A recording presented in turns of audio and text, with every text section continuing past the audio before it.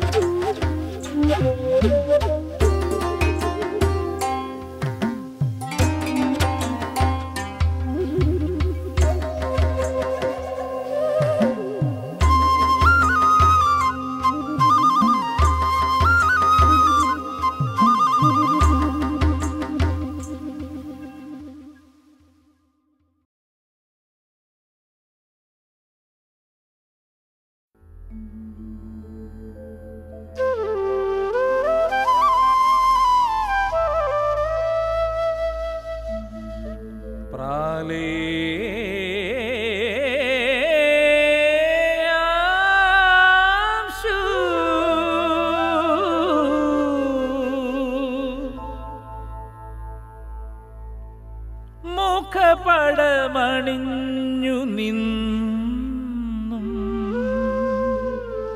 നീലാകാശ കുടയുടെ കീഴിൽ വെയിൽ കാഞ്ഞും ഭൂമി വാഴുന്നും ഋതുഭേദ നിറങ്ങളാടും ആവാസഗേഹമായി ജീവനും മനുഷ്യനും നീ.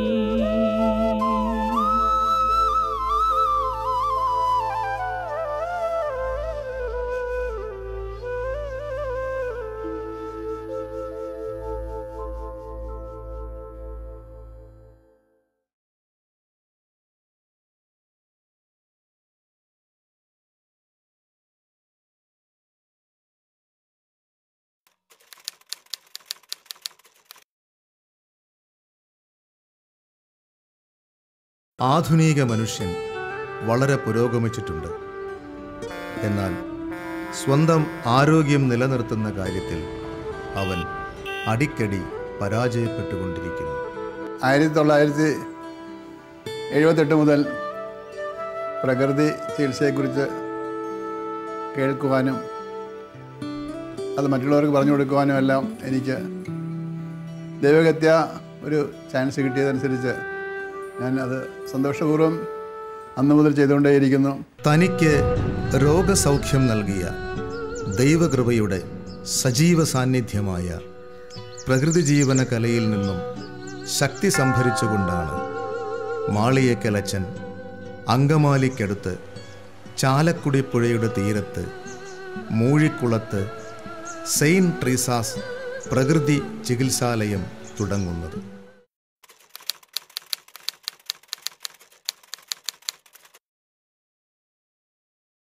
ഈ ചികിത്സാ രീതിയിൽ ഭക്ഷണം മരുന്നാണ് എന്ന് പറയുന്ന തത്വമാണ് പ്രധാനമായിട്ടും ഉപയോഗിച്ചു പോരുന്നത്. ഭക്ഷണം മരുന്നാണ്. ഭക്ഷണത്തിന് മരുന്നിൻ്റെ ശക്തി കിട്ടണമെങ്കിൽ, മരുന്ന് പോലെ അത് നമുക്ക് ഉപയോഗപ്രദമാകണമെങ്കിൽ ഭക്ഷണം എങ്ങനെയായിരിക്കണം, എത്ര അളവ് കഴിക്കണം, എത്ര നേരം കഴിക്കണം, എപ്പോൾ കഴിക്കണം, ഇങ്ങനെയുള്ള നിർദ്ദേശങ്ങളെല്ലാം ഉണ്ട്. വിശപ്പുള്ളപ്പോഴേ കഴിക്കാവുന്നതാണ് നിർദ്ദേശം തരാറ്. അതുപോലെ തന്നെ ഈ ഭക്ഷണം ചവച്ചരച്ച് കഴിക്കണമെന്നും പറയാറുണ്ട്, പറഞ്ഞ് പഠിപ്പിക്കാറുണ്ട് ഞങ്ങൾ. ചവച്ചരച്ച് കഴിക്കുക എന്ന് പറഞ്ഞാൽ ഉദ്ദേശിക്കുന്നത് ഭക്ഷണം ഏത് കട്ടിയുള്ള ഭക്ഷണവും കട്ടിയില്ലാത്ത ലിക്വിഡായിട്ട് വേണം തൊണ്ടയിൽ നിന്ന് പോകാനായിട്ട്. അതുവരെയും ചവച്ച് വെച്ച് ലിക്വിഫൈ ചെയ്തിട്ട് വേണം പോകാനായിട്ട്. അപ്പോൾ അങ്ങനെ വരുമ്പോൾ നമുക്ക് ആവശ്യമുണ്ട് ഈ ഭക്ഷണത്തിൻ്റെ രുചി ശരിക്കും മനസ്സിലാക്കാൻ സാധിക്കും. അതുപോലെ തന്നെ അതുകൊണ്ട് നമുക്ക് കൂടുതൽ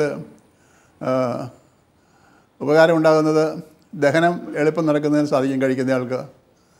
അതുപോലെ തന്നെ കഴിക്കുന്നയാൾക്ക് വളരെയധികം മാനസികമായ സുഖം കിട്ടുന്നതായിരിക്കും.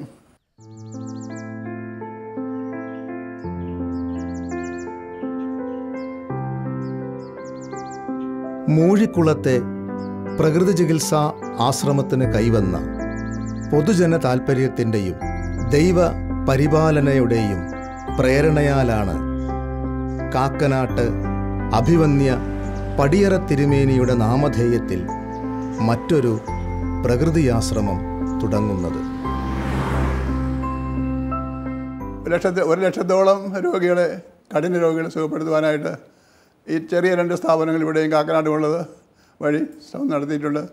അത് വിജയിച്ചുകൊണ്ടാണ് ഇരിക്കുന്നത്. ഇപ്പോഴും ഇവിടെയുള്ള രോഗികൾ അവർ പറയുന്ന സാക്ഷ്യം മനസ്സിലാക്കുമ്പോൾ അവർക്കുണ്ടായിരുന്ന ബലഹീനതകളെല്ലാം, ഷുഗർ ട്രബിൾ, പഞ്ചസാരയുടെ ദോഷം, പ്രമേഹം, ആസ്മ, തലവേദന, അമിതവണ്ണം, ഇതെല്ലാം മാറിക്കൊണ്ടാണ് ഇരിക്കുന്നത്. അതെല്ലാം മാറ്റുവാനുള്ള മാർഗങ്ങൾ മനസ്സിലാക്കുവാനും അത് മറ്റുള്ളവർക്ക് പറഞ്ഞു കൊടുക്കുന്നത് ശ്രദ്ധിക്കുവാനും വളരെയധികം ആളുകൾ അകലെ നിന്നും, മലേഷ്യയിൽ നിന്നും, ജർമ്മനിയിൽ നിന്നും, ഇറ്റലിയിൽ നിന്നും, ചുരുക്കം പറഞ്ഞാൽ ലോകത്തിൻ്റെ എല്ലാ ഭാഗത്തു നിന്നും, ജപ്പാനിൽ നിന്നും, റഷ്യയിൽ നിന്നും, ചൈനയിൽ നിന്നും എല്ലാം ഇവിടെ വന്ന് ചികിത്സിച്ച് പോയിട്ടുണ്ട്. അധികം ആളുകളില്ലെങ്കിൽ പോലും അവിടെ എല്ലാം പ്രചരിച്ചു വരികയാണ് ചെയ്യുന്നത്. ഈ യോഗാശ്രമത്തിൻ്റെ ചുമതലയും സാധുസേവന സഭയിലെ സന്യാസിനിമാർക്കു തന്നെയാണ്. ഈശോയുടെ അടുത്ത് കാഴ്ചയില്ലാത്തൊരു മനുഷ്യനെ കൊണ്ടുവന്നപ്പോൾ ഈശോ തുപ്പൽ കൊണ്ട് ചെളിയുണ്ടാക്കി ആ മനുഷ്യൻ, അന്ധനായ മനുഷ്യൻ്റെ കണ്ണിൽ പുരട്ടി. ശ്രീലോക കുളത്തിൽ പോയി കഴുകുവാൻ പറഞ്ഞു. കഴുകി വന്നു, അവൻ കാഴ്ചയുള്ളവനായി. ഇതിൻ്റെ എല്ലാം അടിസ്ഥാനത്തിലാണ് നമ്മൾ ഈ പ്രകൃതി ചികിത്സയുടെ ഒരു ചെറിയ ആരംഭം കുറിക്കുന്നത്.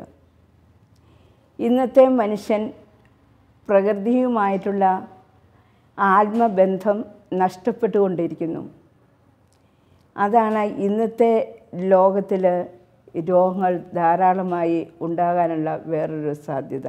1986 ഒക്ടോബർ 2-ാം തീയതി ജോൺ വിധേയത്തിൻ്റെ ഒരു കെട്ടിടത്തിലാണ് ഞങ്ങളിത് ആരംഭിക്കുന്നത്.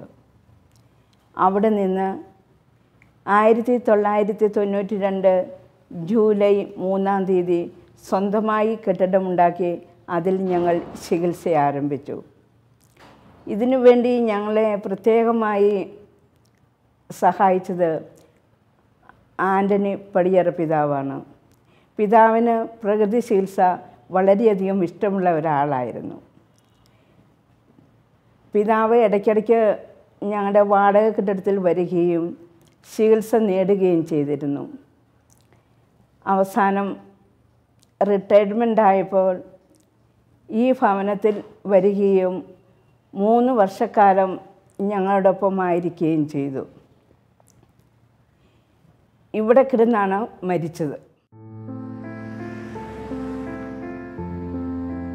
പ്രതിദിനം ഒട്ടേറെ രോഗികൾക്ക് രാസമരുന്നില്ലാതെ ഭക്ഷണം തന്നെ മരുന്നായി നൽകുന്ന ഈ പ്രകൃതിയാശ്രമം രോഗസൗഖ്യങ്ങളുടെ അനന്ത സാക്ഷ്യങ്ങൾക്ക് വേദിയാകുന്നതിൽ തെല്ലും അത്ഭുതമില്ല.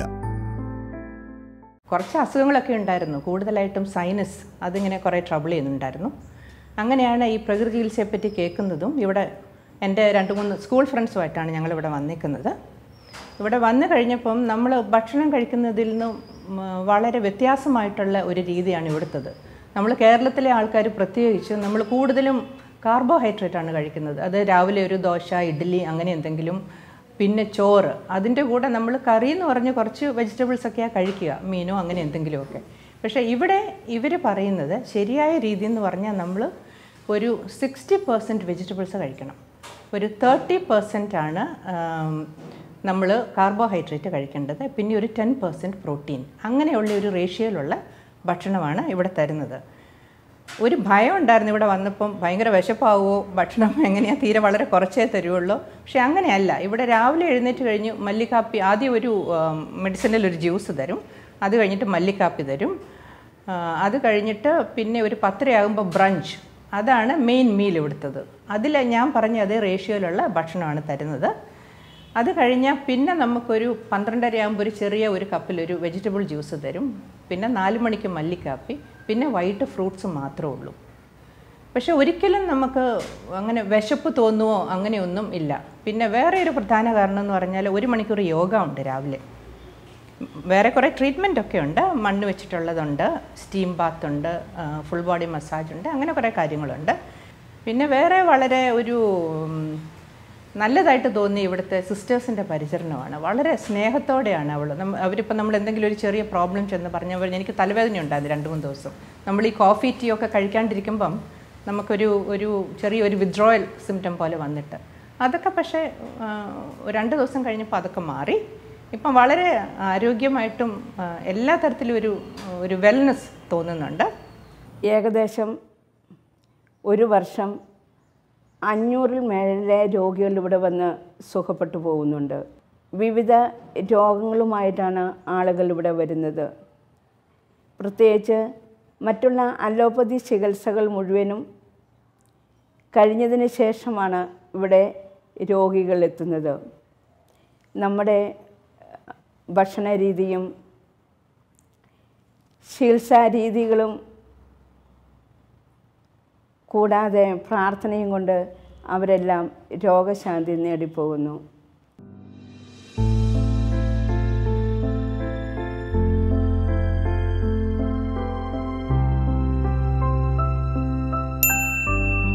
സൗഖ്യം തേടിയെത്തുന്ന രോഗികളെ ശാസ്ത്രീയമായി തന്നെ പരിശോധിച്ച ശേഷമാണ് രോഗനിർണയം നടത്തുന്നത്. ഇതര സമ്പ്രദായങ്ങളിൽ സൗഖ്യം ലഭിക്കാത്ത രോഗികൾക്ക് ഈ ഭവനം എന്നും ആശ്രയമാണ്.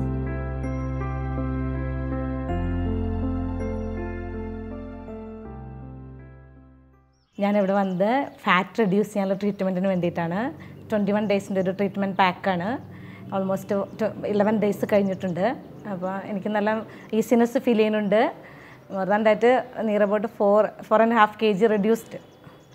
പിന്നെ അറ്റ്മോസ്ഫിയർ നല്ലതാണ്. ശരിക്കും ഒരു ടൗണിൻ്റെ റഷ്നെസ് ഒന്നും ഫീൽ ചെയ്യണില്ല. പിന്നെ അവരുടെ മോർണിംഗിൽ അവർ ഹെർബൽ ജ്യൂസിലാണ് അവർ ട്രീറ്റ്മെൻറ്റ് സ്റ്റാർട്ട് ചെയ്യുന്നത്. പിന്നെ ഫാസ്റ്റിംഗ് ഉണ്ട്. ഫാസ്റ്റിങ്ങിന് ഓരോ ഡേറ്റിൽ ഓരോ ഫുഡ് ഐറ്റമാണ് തരുന്നത്. ശരിക്കും ഫസ്റ്റ് ഡേയിൽ അവർ വാട്ടർ ഡയറ്റിംഗ് ഉണ്ട്. അപ്പോൾ അധികം ലിക്വിഡ് ഫ്രൂട്ട്സ് മീൻസ് ലിക്വിഡ് ഫുഡ്സാണ്. അതിലധികം ജ്യൂസ്, പിന്നെ സോപ്പ്, അങ്ങനെയുള്ള സാധനങ്ങളൊക്കെ. 1 ഡേ മീൽ വെജിറ്റബിൾസാണ് ഫുൾ. പിന്നെ അധികം എരിവില്ല, പുളിയില്ല, അങ്ങനെ ഒന്നുമില്ല. അപ്പോൾ കുറച്ചുകൂടെ ഹെൽത്തി ആയുള്ള ഫുഡ് ട്രീറ്റ്മെൻ്റ് ഉണ്ട് നന്നായിട്ട്. പിന്നെ മോർദാൻഡായിട്ട് ഇവരൊക്കെ നല്ല കോപ്പറേറ്റീവാണ്. നമ്മൾക്കൊരു നല്ല അറ്റ്മോസ്ഫിയർ ഉണ്ട് ഇവിടെ. സ്വസ്ഥമായൊരു കാം ആൻഡ് ക്വയറ്റ് ലൈഫാണ്. അടിസ്ഥാനപരമായിട്ട് മനുഷ്യൻ രക്ഷപ്പെടണമെങ്കിൽ വെറുതെ പത്രങ്ങളിലെല്ലാം ക്യാൻസർ ചികിത്സ എന്ന് പറഞ്ഞിട്ട് കാര്യമൊന്നുമില്ലെന്നാണ് എൻ്റെ അഭിപ്രായം.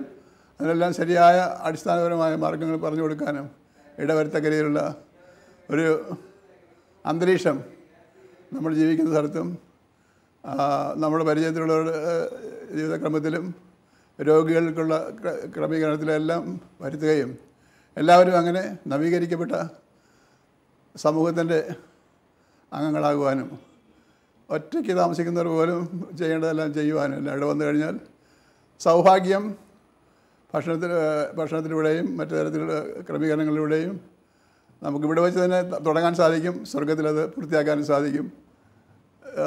ക്രിസ്തുനാഥൻ തന്നെ പല തരത്തിലും അതിനുവേണ്ടി പരിശ്രമിച്ചിട്ടുണ്ട്. ഭൂമിയിലുള്ള ഈ നന്മകളെല്ലാം നമുക്ക് വേണ്ടി കരുതി വച്ചിരിക്കുന്ന ദൈവത്തെ സ്തുതിക്കാനായിട്ട്, ദൈവത്തെ ആരാധിക്കാനായിട്ട് നമുക്ക് ശ്രമിക്കാം.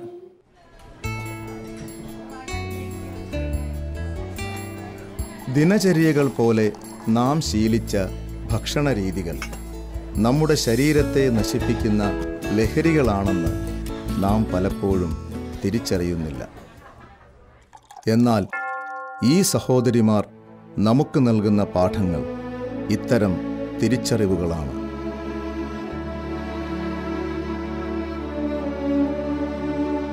പ്രകൃതി ചികിത്സയിൽ മരുന്നില്ല.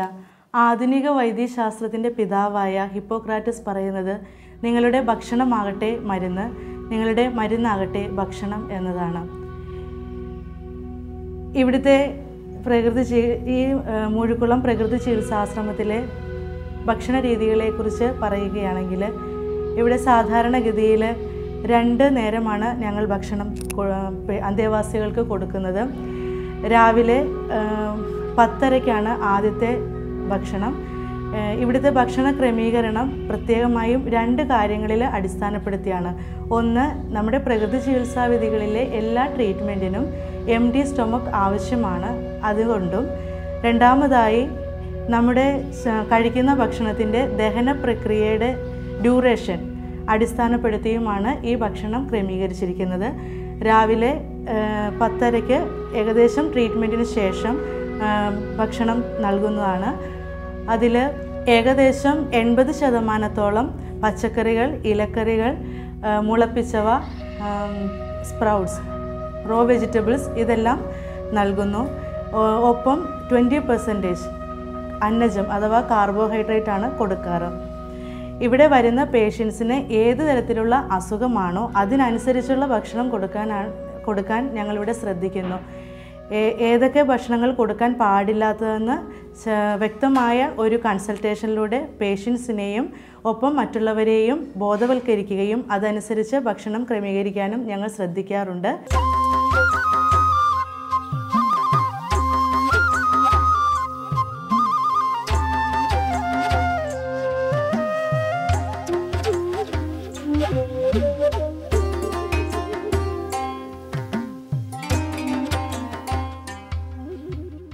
മൂന്ന് വിധത്തിൽ ഭക്ഷണത്തെ നമുക്ക് തരംതിരിക്കാം.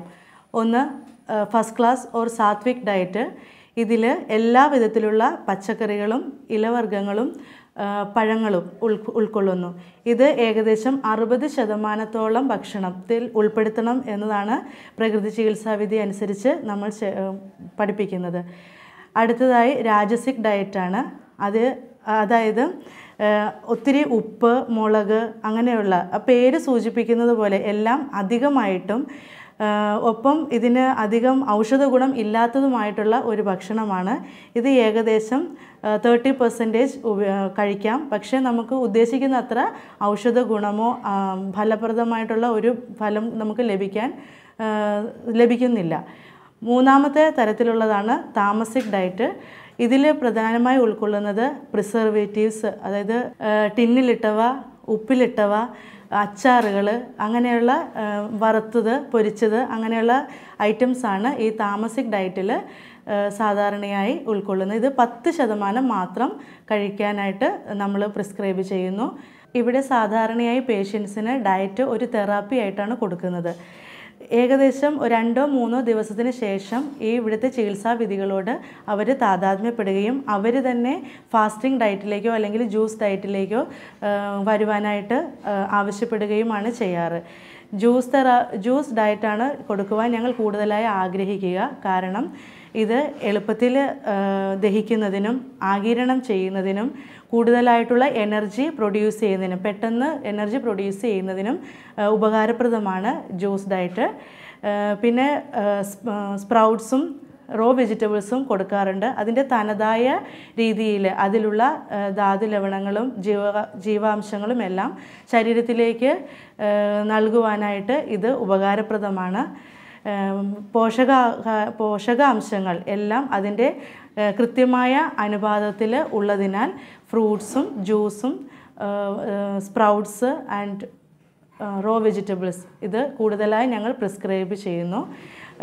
ഒത്തിരിയേറെ മരുന്നുകൾ കഴിക്കുന്നവരാണെങ്കിൽ 3 നേരം ഭക്ഷണം കൊടുക്കുകയും അതോടൊപ്പം ആ മരുന്ന് സാവധാനം അതിൻ്റെ ഡോസ് കുറയ്ക്കാനോ അല്ലെങ്കിൽ അത് നിർത്തലാക്കുവാനോ ബന്ധപ്പെട്ട ഡോക്ടേഴ്സിനെയോ അവരുടെ കൺസൾട്ടേഷനിലൂടെ ഞങ്ങൾ പേഷ്യൻസിനെ, ഇവിടുത്തെ അന്തേവാസികളെ ബോധവൽക്കരിക്കുകയും പഠിപ്പിക്കുകയും ഈ ജീവിതശൈലിയിലേക്ക് കൂടുതലായി വരാനായിട്ട് അവരെ പ്രേരിപ്പിക്കുകയും ചെയ്യുന്നു.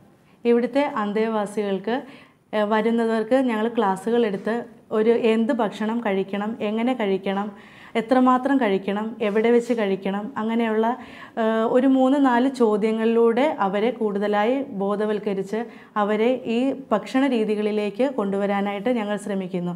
അപ്പോൾ ഈ 5 ചോദ്യത്തിന് നമ്മൾ തന്നെ ഒരു പോസിറ്റീവായിട്ടുള്ള നല്ല ഉത്തരം കണ്ടെത്തി അത് പ്രാവർത്തികമാക്കുവാനായിട്ട് ഇതിലൂടെ നിങ്ങൾക്ക് സഹായിക്കട്ടെ എന്ന് പ്രാർത്ഥിച്ചുകൊണ്ട് ആശംസിച്ചുകൊണ്ട് ഞാൻ ആ ഓരോ ചോദ്യവും എക്സ്പ്ലെയിൻ ചെയ്യാൻ ആഗ്രഹിക്കുകയാണ്. ഒന്നാമതായി എന്ത് കഴിക്കണം എന്നുള്ളതാണ്. ഞാൻ നേരത്തെ പറഞ്ഞതുപോലെ 3 തരത്തിലുള്ള ഭക്ഷണമാണ്. അതിൽ സാത്വിക് ഡയറ്റ് 60% സാത്വിക് ഡയറ്റ് തന്നെ ഉള്ളിൽ നമ്മൾ ഫുഡ് ഇൻടേക്ക് എടുക്കാനായിട്ട് ശ്രദ്ധിക്കണം. രണ്ടാമത്തെ ചോദ്യം എങ്ങനെ കഴിക്കണം എന്നുള്ളതാണ്. പ്രത്യേകമായി പറയാനുള്ളത് ഭക്ഷണം ചവച്ച് അരച്ച് കുടിക്കണം, ഭക്ഷണം കുടിക്കണം, വെള്ളം കഴിക്കണം എന്നാണ് പ്രകൃതി ചികിത്സക്കാർ സാധാരണ പറയാറ്. അതുകൊണ്ട് ഭക്ഷണം ചവച്ചരച്ച് കുടിക്കുക. ഒപ്പം ശ്രദ്ധിക്കേണ്ട മറ്റൊരു കാര്യം, ഏകദേശം 1 മണിക്കൂറിന് മുൻപ് വെള്ളം കുടിക്കുകയും അല്ലെങ്കിൽ അരമണിക്കൂറിന് ശേഷം, ഭക്ഷണത്തിന് ശേഷം വെള്ളം കുടിക്കാനും ശ്രദ്ധിക്കുന്നത് നല്ലതാണ്.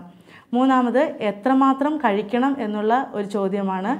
നമ്മുടെ ആമാശയത്തിൽ ഒരു 1/4 ഭാഗം എയറും 1/4 ഭാഗം വാട്ടറും ബാക്കിയുള്ള ഭാഗം മാത്രം സോളിഡ് ഫുഡ് കഴിക്കുന്നതാണ് ഉചിതവും ആരോഗ്യത്തിന് നല്ലതുമായിട്ടുള്ളത്.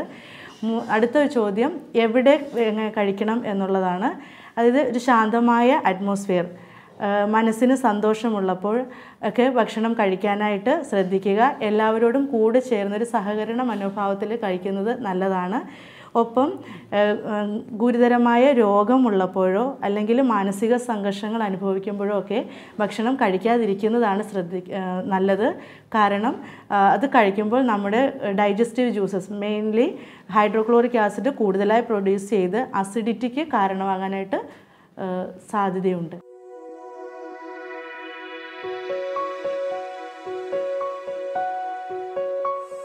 ഭക്ഷണത്തോടൊപ്പം കൃത്യമായ വ്യായാമവും പ്രകൃതി ജീവന പഞ്ചഭൂത ചികിത്സാരീതികളും ചേരുമ്പോൾ ഏത് മാറാവ്യാധികളും നമ്മെ വിട്ടുപോകും. അത് ഈ പ്രകൃതി ചികിത്സാലയം നമ്മെ ബോധ്യപ്പെടുത്തും.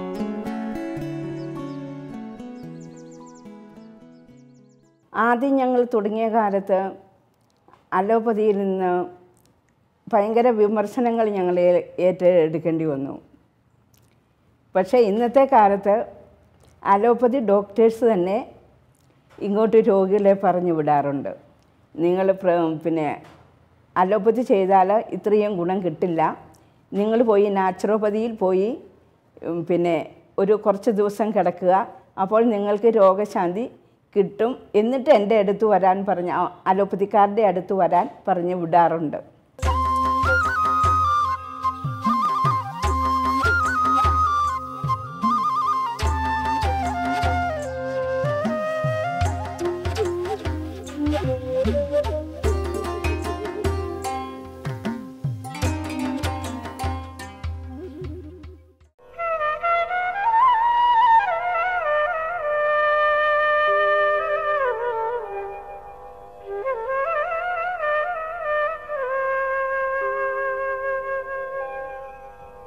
മരമായിരുന്നു ഞാൻ പണ്ട് ഒരു മഹാനദിക്കരയിൽ, നദിയുടെ പേര് ഞാൻ മറന്നുപോ.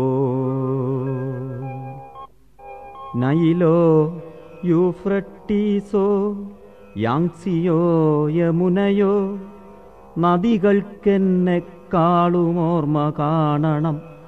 അവർ കടലിൽ ചിറകുള്ള സഞ്ചാരപ്രിയർ, നിലത്തെഴുതാൻ പഠിച്ചവർ, പറയാൻ പഠിച്ചവർ.